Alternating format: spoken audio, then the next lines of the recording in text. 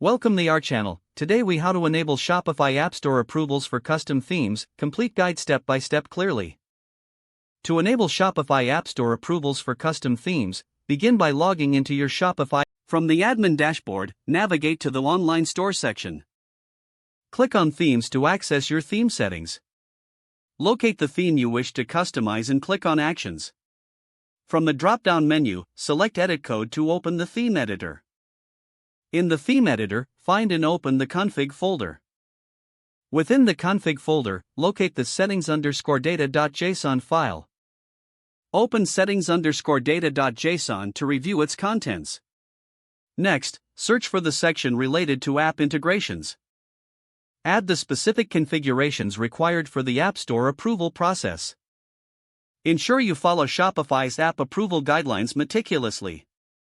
After adding the necessary configurations, save your changes to the file. Now go back to the main themes page in the admin dashboard. Click on Customize next to the theme you have edited. Check the settings to confirm that the changes took effect. To test the approval process, use a test merchant account if available. Submit your modified theme for review through the Shopify Partner Dashboard. Monitor the review status for any feedback from Shopify.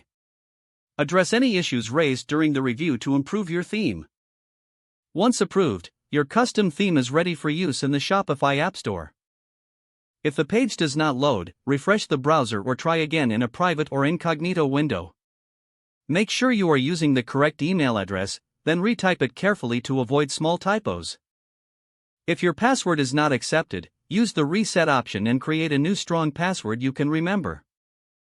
Check your spam folder for verification or security emails, then complete any requested confirmation steps.